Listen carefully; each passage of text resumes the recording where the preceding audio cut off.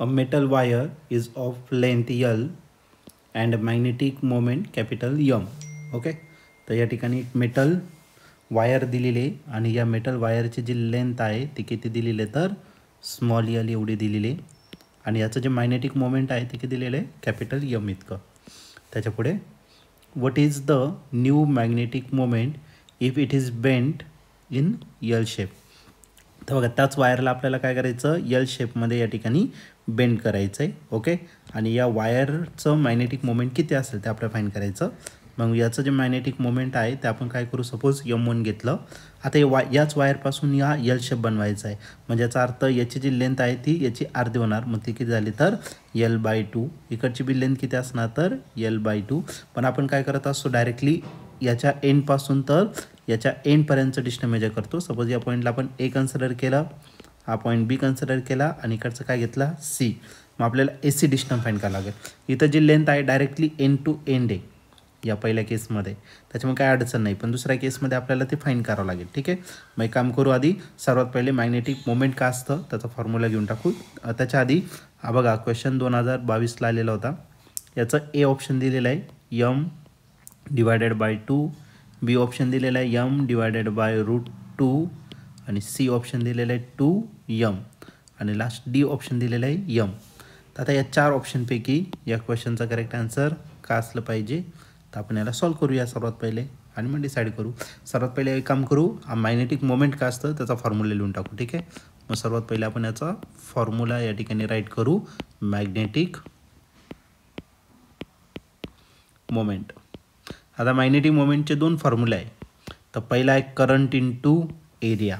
Okay, पण हा formula आपल्याला यूज करता येत नाही. आणि दुसरा जो आहे तर तो घेऊ आपण या ठिकाणी pole strength into length. Length त्या रॉडचं घ्यावं लागेल पुन्हा. ठीक आहे, मग आता मॅग्नेटिक मोमेंट जो आहे तर हा मॅग्नेटिक मोमेंट आपण कशाने पेन केला तर लेटर कॅपिटल एमने रिप्रेझेंट केला. पोल स्ट्रेंथ आपण Q(M)ने रिप्रेझेंट करतो आणि लेंथ जी आहे तर ती L इतकी असणार. ठीक आहे, पहिल्या केसमध्ये जर घेतलं बघा लेंथ किती आहे L इतकं आणि त्याचं पोल स्ट्रेंथ Q(M) इतकं घेतलं. पोल स्ट्रेंथ सारखेच राहणार कारण की याच्यापासूनच हा तयार झालेला आहे. ठीक आहे, मग एक काम करू, याला इक्वेशन 1 आपण या ठिकाणी कन्सिडर करू. ओके, आता दुसऱ्या केसमध्ये जर घेतलं तर मॅग्नेटिक मोमेंट किती आहे M1 आणि याची लेंथ एवढी घ्यावं लागणार आपल्याला. पण ही लेंथ माहिती आहे का आपल्याला नाही माहिती आहे. ती सर्वात पहिले आपल्याला सॉल्व करावं लागेल. मग त्याच्यासाठी आपण काय करू, ट्रायंगल घेऊन टाकू आणि त्या ट्रायंगलनुसार आपण पायथागोरस थेरम यूज करून टाकू. इन ट्रायंगल कोणता ट्रायंगल घेतला ABC. Okay, in triangle ABC measure of angle ABC किती डिग्री आहे 90 डिग्री म्हणून आपण यूज करू शकतो पायथागोरस थेरम. आता पायथागोरस थेरम जर घेतला तर सर्वात पहिले आपल्याला हायपोटेनस घ्यायचा आहे. ओके, आणि हायपोटेनस काय आपला ACचा काय करावं लागेल आपल्याला square is equal to first side काय आपली AB आणि सेकंड साईड आहे BC याचा स्क्वेअर करायचा आहे. मग आपल्याला काय भेटेल तर AB square plus BC square. आता AC square as it is right करतो. ABची जी व्हॅल्यू आहे ती आहे L/2, BCची पण व्हॅल्यू L/2. ओके, मग ते आपण या ठिकाणी पुट करून टाकू. L/2 त्याचा स्क्वेअर प्लस BC पण किती आपला L/2 त्याचा काय झाला स्क्वेअर. ओके, मग आपल्याला AC स्क्वेअर भेटेल L स्क्वेअर 2चा स्क्वेअर किती झाला 4 प्लस L स्क्वेअर 2चा स्क्वेअर किती झाला 4. ओके, दोघांची जर ॲडिशन केली तर आपल्याला भेटेल किती तर 2L स्क्वेअर डिवायडेड बाय 4. आता 2ने याला डिवाइड करता येईल आपल्याला. मग 2 1 2, 2 2 किती झाला 4.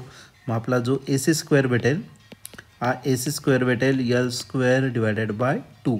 आता याचं फायनली आपण काय करू स्क्वेअर रूट घेऊन टाकू. मग आता नेक्स्ट स्टेपमध्ये याचं काय करू आपण square root taking square root जर घेतला तर आपल्याला AC भेटेल आणि AC किती भेटेल L स्क्वेअरचं फक्त L राहील पण 2चं नाही घेताना मग त्याला काय केलं आपण √2 टाकलं. ठीक आहे, आता आपल्याला काय करायचं आहे मॅग्नेटिक मोमेंट या ठिकाणी घ्यायचं आहे. मग मॅग्नेटिक मोमेंटसाठी आपण काय करणार आहे तर नवीन केसमध्ये M1 पोल स्ट्रेंथ तेवढीच राहणार Q(M) आणि A आणि C मधलं डिस्टन्स घ्यायचं आहे. मग इथं डिस्टन्स जे घेणार आहे ते आपण AC घेणार. मग आपला M1 जो आहे तर हा पोल स्ट्रेंथ QM तसाच आणि AC किती आहे तर तो आहे L डिवायडेड बाय किती √2.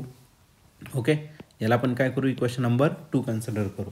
एक काम करा, आता इक्वेशन 2ला इक्वेशन 1ने काय करू डिवाइड करून टाकू. मग आता नेक्स्ट केसमध्ये dividing equation number 2 by equation 1. Okay, आता इक्वेशन 2ला जर डिवाइड केलं तर इक्वेशन 2ला 1ने डिवाइड केलं, इक्वेशन 2मध्ये काय आहे m1 आणि इक्वेशन 1मध्ये काय आहे m1ची व्हॅल्यू किती आहे QM into L divided by किती √2 आणि यमची व्हॅल्यू एवढी आहे. याचं काय करावं लागेल आपल्याला रेसिप्रोकल म्हणजे डिनॉमिनेटरला लिहायला लागेल, म्हणजे काय आला QM इंटू L.